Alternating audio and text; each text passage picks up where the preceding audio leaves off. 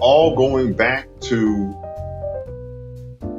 similar housing arrangements, and it would have been quite terrible for capitalists if a whole bunch of GIs that came back from war, seeing how they live in Europe, seeing how they were treated in Europe, coming back to America and having time to sit around and talk about it.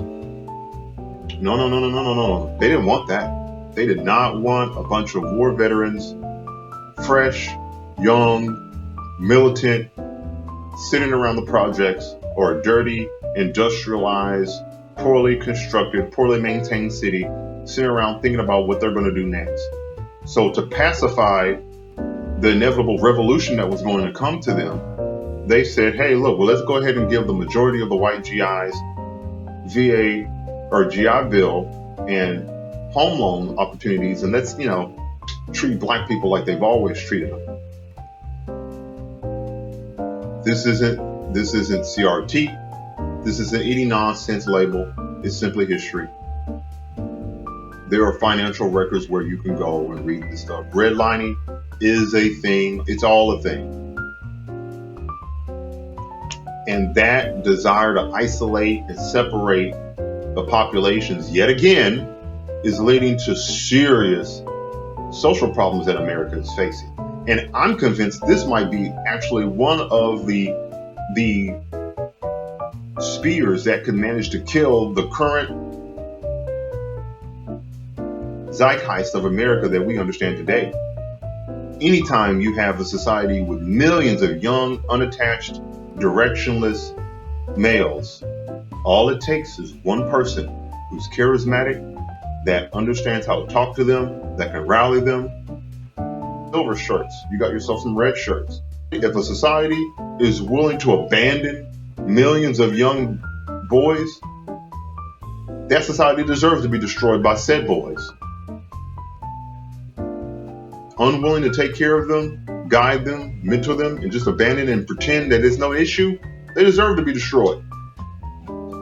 You've abandoned, it's almost as a human being is abandoning one of its legs. Your left leg is giving you some issues. Do you address the concern? Nah, let's just cut the leg off. And yeah, now you can't walk anymore. And your neighbor who has been over there, been watching you, who really doesn't like you, just saw you cut your leg off. What do you think that hostile neighbor is going to do to you the next time they get a chance to run up on you? They may get you. They may get you real good. And they may use your leg to beat you up. They may even kill you. All because you decided to just abandon all these young men. Because, hey, I guess a young man isn't worth anything yet, right? And that's the absurdity with how young men are treated. Young men are not given an intrinsic value like women are. Because boys can't produce babies. Boys have to be able to create an environment and be useful and resourceful to be able to provide, or at least to help women and children when they inevitably, hopefully, show up.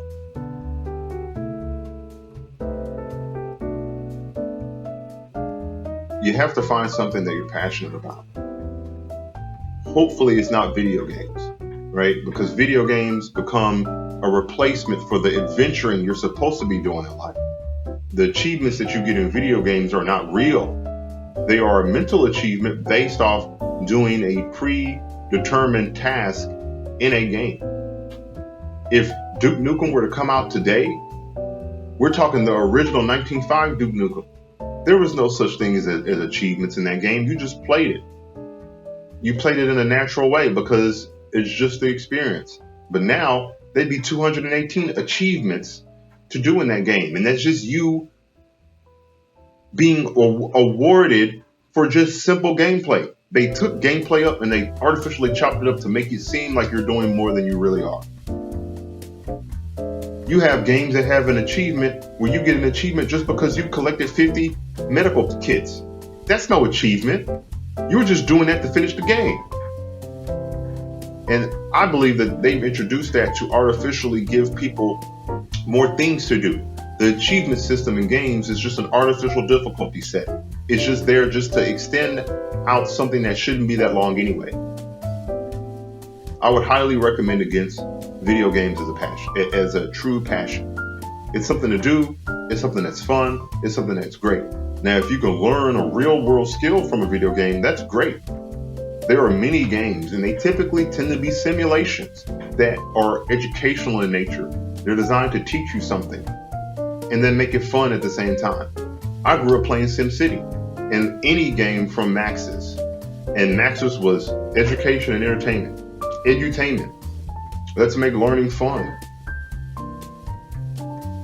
I can't tell you how much time I spent playing SimCity. And it causes me to appreciate urban design so much more than had I not played it. I understand placement, I understand zones, I understand ordinances, I understand taxing structure, taxing concerns. I understand negotiation, trade deals, plots of land, civic city planning, all of that stuff. And cities can be built in a correct way for most people or an incorrect way. And we are living in an age where many cities, at least in America, have been built not for the people, but for corporations. And not even for corporations. It's really just for a handful of the big club that Mr. George Carlin loves to talk about. If you live in Houston, you know that Houston was designed around the car. I wonder who benefits from a whole bunch of extended car sales. The auto industry and the oil and gas industry. And all of the subsidiary organizations that profit off that. It also serves to design to isolate and separate people artificially. The environments and the neighborhoods are built for economic output rather than a place to live, which is where your incels and your sigmas live. I've never, ever seen, I'll put it this way. I travel to Brazil frequently because I speak Portuguese. I have seen everywhere the nerdiest, scrawniest, pudgiest, fattest, geekiest, dweebiest, weebiest guy, boy, man, young man, whatever title, with dynamite smoke shows. The girls you go to Brazil to see. Why? How? He lived in the right area. The girls are everywhere. It's Rio de Janeiro. You're going to find just everywhere. Why would you want to be at home watching pornography when you can go to a beach in Copacabana? And you get to see real thongs, real bikinis, real legs. Even if you don't have an opportunity with it, seeing it in real life is so much pleasurable than seeing a still two-dimensional image on a screen. If the idea of that excites you and you're a young guy, why haven't you gone to another country yet?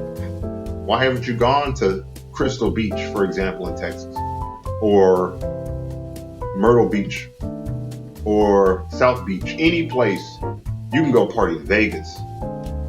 There are plenty of places in America, but again, if you don't have money, if you don't have a profession, you're not going to go anywhere. You need to get busy. No, and there's no such thing as a get rich quick scheme. I understand wanting to be rich. I want to be rich because it really does truly lead to a free life. True freedom is economic freedom. That's true freedom, because from economic potency, all other freedoms arrive. You will never be free if you only have $200 in your bank account. But if you have $200 million in your bank account, you are free to do whatever you want, to whomever you want. So the issue is to find something you're passionate about. Find people on social media that share that passion, that you can learn from and engage with. We discover our passion, our initial passions as children. We explore the world through play. So you need to think about what you truly love the most as a young boy. You need to try to go back as far as you can in your memory. What was the first thing you could remember picking up? I think my mom told me the first things I really learned how to pick up were pots and pans, and I just smashed them together.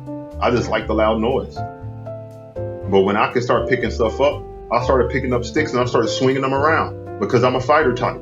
That's what I do. I love to fight. That's my thing. So as soon as I could throw a punch, as soon as I could throw something, a stick, a rock, anything, I did it. Now, granted, I'm not really into MMA. I'm not really into performative fighting. I'm into the real stuff, to have a real opportunity to do it. So I can't really say that that's my passion. It's just something, one of the first things I did. But my desire to fight led me to wanting to fly jets. I wanted to fly combat jets. I wanted to fight with 2 or 1 or 3 jet engines behind me with a whole bunch of bombs on my wing.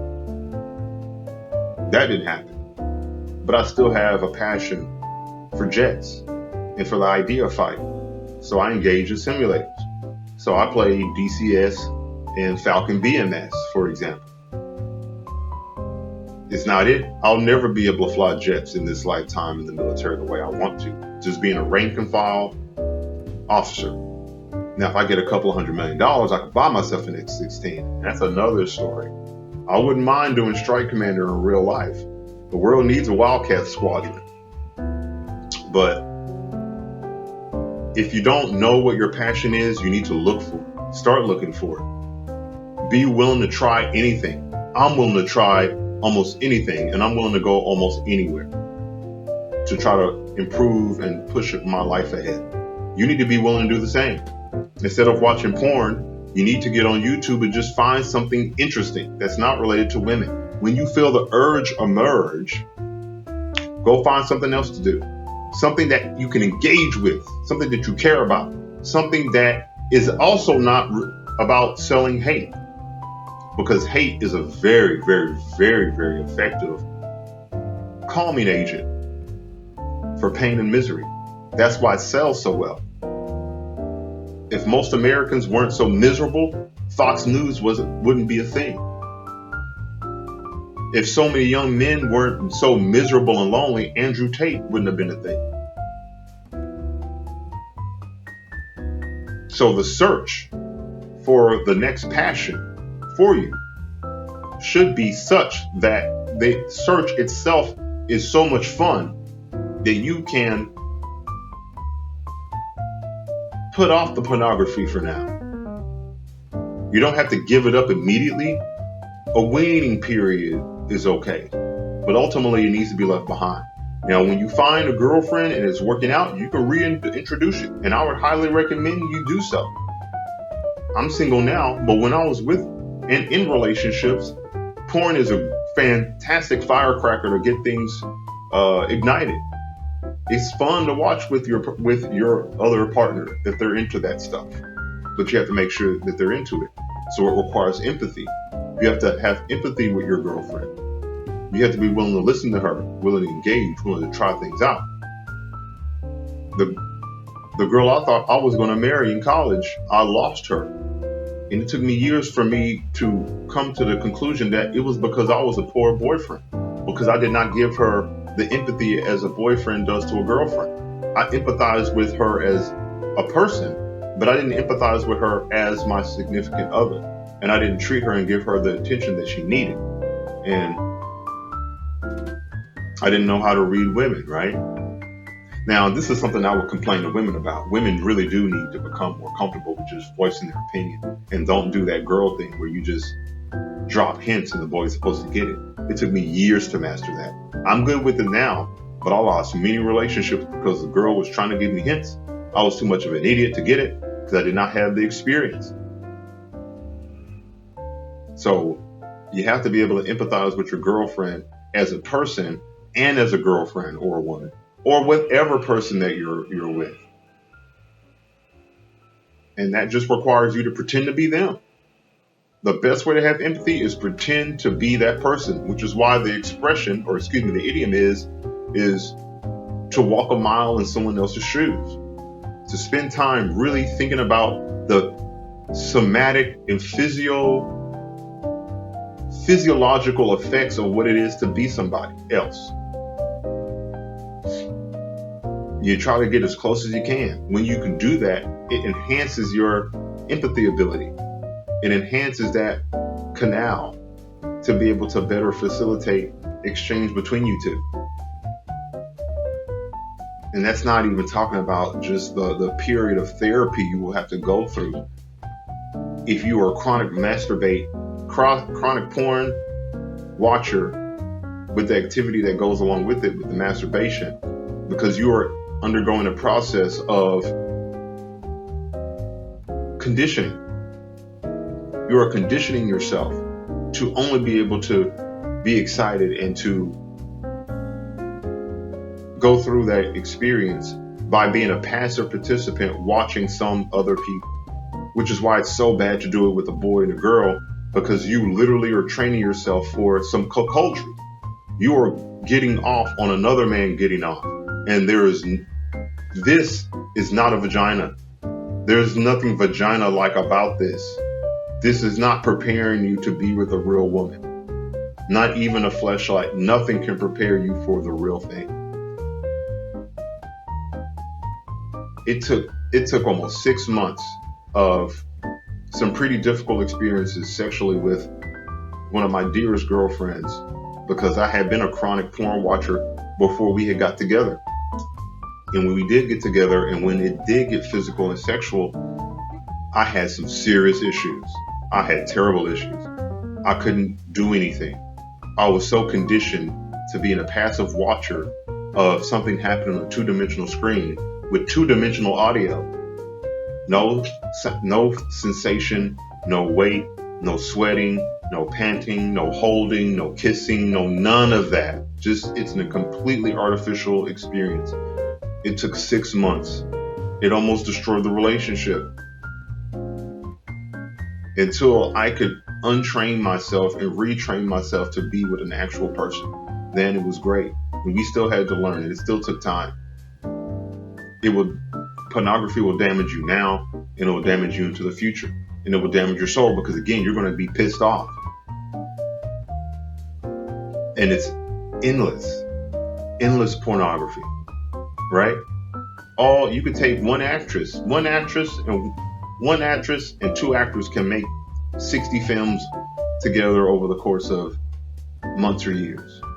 There's always another film coming out. There's going to always be some more stuff. And you will never, ever leave it happy. You will never leave a porn experience truly satisfied. The body's expecting certain chemicals or certain actions to happen. They didn't happen. Your body's still running under that sub program, expecting it. It's no different than having a computer program that crashes or it times out. It's waiting for a response. The response never shows up. The app hangs. The program hangs. It can't ever go anywhere. It's waiting for something to arrive, and it hasn't arrived, but it has not been given instructions to terminate. Passion. Hopefully you have some things that you're passionate about. Talk about them. Think about them. Try to engage with them. Find other people who are also passionate about positive, constructive things that you enjoy, intrinsic to your nature. Passion isn't hate. Passion is not hate speech. Passion is not thinking about harming people whom you believe or were told to hate. That's not passion. Passion is self-sustaining. Passion can run by itself. Hate doesn't work that way. Hate requires active measures.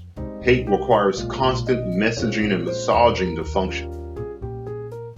When the hate speech stops, people calm down. The flames go away. But passion can rage forever. So, if you had to pick between the two options, you're going to want something that you're passionate about.